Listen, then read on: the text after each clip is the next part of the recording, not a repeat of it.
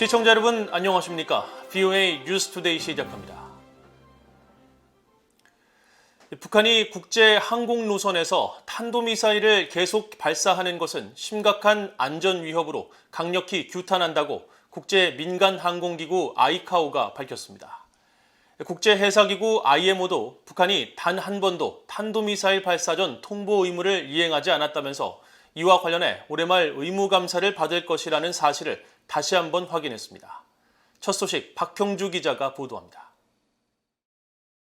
유엔 산하 전문기구인 국제민간항공기구 아이카오가 지난달 25일부터 30일까지 4차례 이어진 북한의 탄도미사일 발사에 대해 규탄 입장을 밝혔습니다. 아이카오 대변인실은 3일 북한의 최근 잇따른 탄도미사일 발사에 대한 VOA의 논평 요청에 아이카오 이사회는 최근 북한이 국제항공노선 상공이나 인근에서 탄도미사일을 계속 발사하는 것은 민간 항공 안전을 심각하게 위협할 수 있다는 점에서 강력한 규탄 입장을 표해왔다고 밝혔습니다. 또 북한은 국제민간항공기구의 회원국으로서 탄도미사일 발사 전 사전 통보 의무를 단 한 번도 지키지 않았다면서 아이카오 이사회는 이런 잠재적 위험 활동의 재발 방지를 위해 국제민간항공협약과 부속서, 절차, 관련 아이카오 표준 권장 관행의 규정을 준수할 것을 북한에 촉구해왔다고 강조했습니다. 그러면서 36개 아이카오 회원국 외교대표로 구성된 아이카오 이사회는 아이카오 사무국이 북한과의 모든 직간접적 기술적 활동을 피할 것을 거듭 강조해왔다면서 이사회는 아이카오 사무국이 관련 상황을 지속적이고 적극적으로 모니터링하고 진행 상황을 이사회에 보고할 것을 요청했다고 설명했습니다. 유엔 산하 국제해사기구 IMO 역시 북한이 사전 통보 의무를 지키지 않았다고 지적하며 올해 말 감사가 예정된 사실을 거듭 강조했습니다. 나타샤 브라운 IMO 언론정보 서비스 담당관은 북한이 지난달 25일부터 30일까지 이어진 4차례 탄도미사일 발사 과정에서 단 한 차례도 사전 통보하지 않았다고 밝혔습니다. 이어 IMO는 최근 북한의 4차례 탄도미사일 발사와 사전 통보 의무 미이행 문제에 대해 어떠한 입장도 밝히지 않았다며 이에 대한 문제 제기는 각 회원국에 달려있다면서 다음 달 열리는 해상안전위원회 회의와 IMO 이사회 회의에서 이러한 문제를 회원국들이 제기할 수 있을 것이라고 설명했습니다. 브라운 담당관은 또 북한이 탄도미사일 발사 전 통보 의무를 지키지 않은 데 따른 대응으로 해상안전의무 이행과 관련해 올해 말 북한에 대한 감사가 예정돼 있다는 사실을 거듭 확인했습니다. 그러면서 감사에는 징벌적 제재가 없지만 시정조치 계획서 발부가 포함될 수 있으며 감사 결과는 피감 국가의 결정에 따라 공개될 수 있을 것이라고 밝혔습니다. 유엔 산하 국제기구인 국제민간항공기구와 국제해사기구의 회원국인 북한은 국제항공안전과 항로, 해상안전에 영향을 미칠 수 있는 미사일이나 인공위성 발사 전에 관련 계획을 기구에 통보할 의무가 있습니다. 그러나 북한은 아이카오에 지난 2016년 2월 인공위성 발사라고 주장한 광명성 4호 발사 이후 단 한 번도 사전 통보 의무를 이행하지 않았고 IMO에도 2019년부터 최근 3년간 공식 통보한 적이 없습니다. VOA 뉴스 박형수입니다. 유엔 총회에서 군축을 담당하는 제1위원회에서 북한의 핵과 탄도미사일 프로그램에 대한 미국 등 각국의 우려와 비판이 이어졌습니다. 보니 젠킨스 미국 국무부 군비통제 국제안보 차관은 3일 유엔 총회 제1위원회 회의에서 국제평화의 불안정을 야기하는 나라로 러시아와 중국, 북한을 지목했습니다. 젠킨스 차관은 특히 러시아는 자신들이 밝힌 의도와 달리 전쟁과 파괴의 길을 선택했고 우리는 또 중국의 급속한 핵무기 증강과 북한의 지속적인 핵과 미사일 개발을 목격했다고 지적했습니다. 올로프 스쿠그 유엔 주재 유럽연합 대사는 불법적인 핵과 미사일 역량을 계속 개발하고 있는 북한이 핵무기의 선제적 사용에 나설 준비가 돼 있으며 유엔 안보리 결의에 따른 의무 준수를 목적으로 한 대화에 나서지 않을 것이라고 한 선언은 풍계리 핵실험장에서 지속적인 행동과 관련된 보도와 함께 중대한 우려사안이라고 지적했습니다. 그러면서 북한은 핵무기와 기타 모든 대량 살상무기, 탄도미사일, 그리고 관련 프로그램을 완전하고 검증 가능하며 되돌릴 수 없는 방식으로 포기해야 한다고 밝히고 북한이 유엔 안보리 결의에 따른 의무를 준수할 때까지 유럽연합은 계속 철저히 대북 제재를 이행할 것이며 모든 유엔 회원국들은 모든 유엔 안보리 결의를 완전히 이행할 것을 촉구한다고 강조했습니다.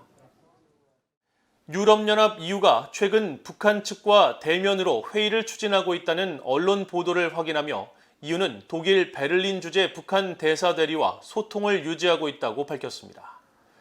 EU 대변인실은 3일 EU와 북한이 이달 대면 회의를 추진하고 있다는 북한 전문 매체 NK뉴스의 보도에 대한 VOA의 확인 요청에 관련 만남은 통상적인 외교 활동의 일환이라면서 이같이 답했습니다. 이어 북한에 대한 비판적 관여라는 EU의 정책은 잘 알려져 있다며 핵과 미사일 문제, 인권, 북한에서의 인도주의 지원 재개에 대한 메시지가 여기에 포함된다고 설명했습니다. 앞서 북한 전문 매체 NK뉴스는 소식통을 인용해 독일 주재 북한 대사관 관계자들이 이달 중순 EU 본부가 있는 벨기에 브뤼셀에서 EU 대외관계청 인사들과 대면 회의를 하는 방안을 추진 중이며 이를 위해 EU 측에 연락을 취했다고 3일 보도했습니다.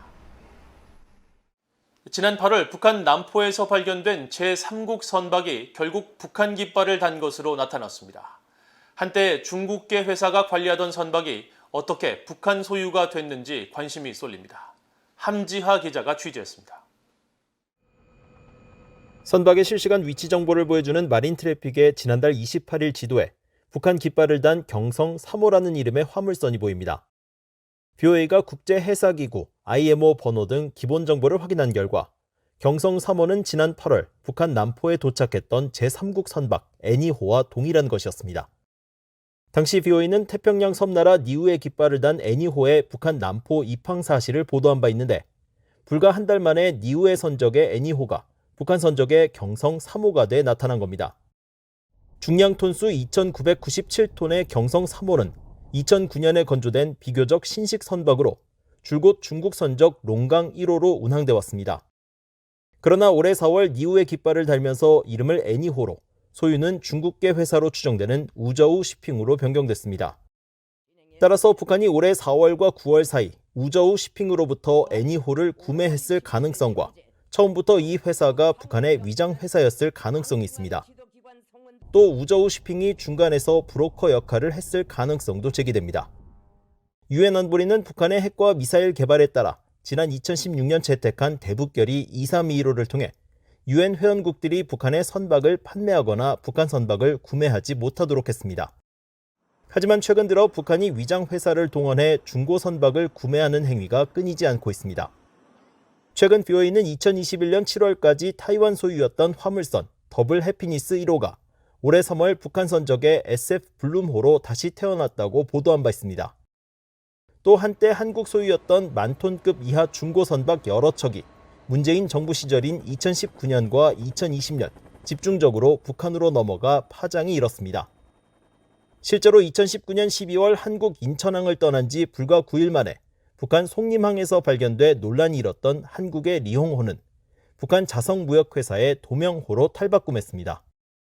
또 2019년 북한으로 벤츠 차량 등을 옮기며 제재 위반에 연루됐던 지유안호는 불법 행위 포착 2달 전까지만 해도 한국 깃발을 달았던 써니 시더호였고 2020년 10월부터 북한 선적을 갖게 된 수령산호도 같은 해 7월 16일까지 한국의 한 해운회사가 선주였습니다.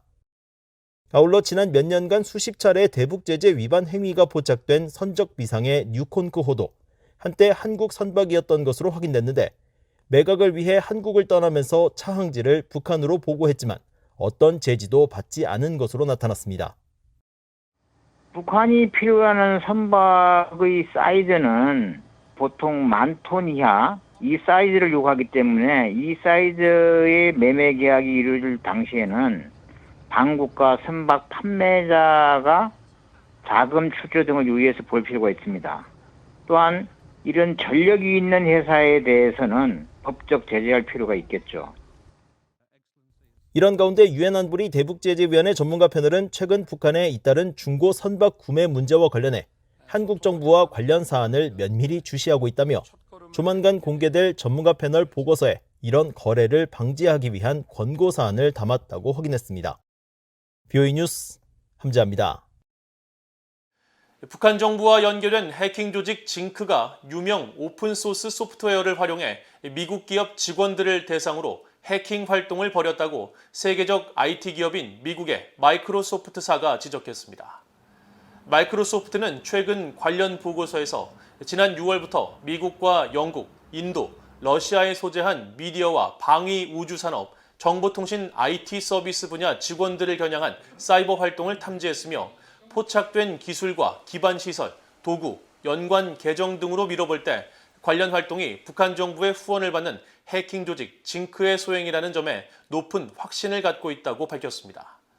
보고서에 따르면 징크는 지난 6월부터 링크드인과 메신저 프로그램인 왓츠앱을 통해 표적 기업의 직원들에게 접근한 뒤 악성 코드를 심은 오픈소스 소프트웨어를 전달해 상대방이 이를 내려받으면 전산망에 침투해 주요 정보를 탈취하는 등의 해킹 활동을 벌여왔습니다. 마이크로소프트 측은 징크가 이런 수법으로 2022년 6월부터 수많은 조직을 성공적으로 손상시켰으며 이들이 악용하는 플랫폼과 소프트웨어가 광범위하게 사용되고 있는 만큼 다양한 분야와 지역에 걸친 개인과 조직에 심각한 위협을 야기할 수 있다고 경고했습니다. 세계 100여 개 나라의 인권 상황을 감시하는 국제인권단체 휴먼 라이츠 워치는 3일 VOA에 보낸 성명에서 북한 정부가 식량과 의약품, 교육 등 기본적인 사회복지에 사용할 재원을 핵무기 등 무기 개발로 전용하는 것은 북한 주민의 권리에 대한 조직적인 공격이라고 지적했습니다. 이 단체의 필 로버트슨 아시아 담당 부국장은 성명에서 북한 주민들은 말 그대로 독재 정권 보호를 위해 북한을 군사화시킨 김씨 일가의 권력에 대한 갈망 때문에 굶주리고 죽어가고 있다면서 부족한 재원을 주민을 위한 기본적 필요에서 대량 살상 무기로 전용하는 것은 범죄라고 비판했습니다. 그러면서 북한의 이런 재원 전용 문제는 국제안보 우려에만 근거해서는 안 되고 인권에 대한 국제적인 공동 비판에 직면하도록 해야 하며 유엔 안보리가 올해 북한 인권 문제에 대한 공식 논의를 재개해 조치를 해야 한다고 촉구했습니다. 앞서 한국국회 국민의힘 소속 신원식 의원은 지난주 한국 국방부 산하 국책연구기관인 한국국방연구원으로부터 받은 북한 정권의 핵개발 비용 추산 자료를 공개하며 북한 지도부가 6차례 핵실험 등 각종 핵 개발비로 최대 16억 달러를 지출한 것으로 추정됐다고 밝혔습니다. 신 의원은 이 금액을 북한의 주곡으로 환산하면 쌀은 141만 톤에서 205만 톤, 옥수수는 282만에서 410만 톤을 구입할 수 있는 엄청난 양으로 북한의 몇 년치 식량 부족분을 채울 수 있는 규모라고 지적했습니다. 이상으로 VOA 뉴스투데이를 모두 마칩니다. 시청해주신 여러분 고맙습니다.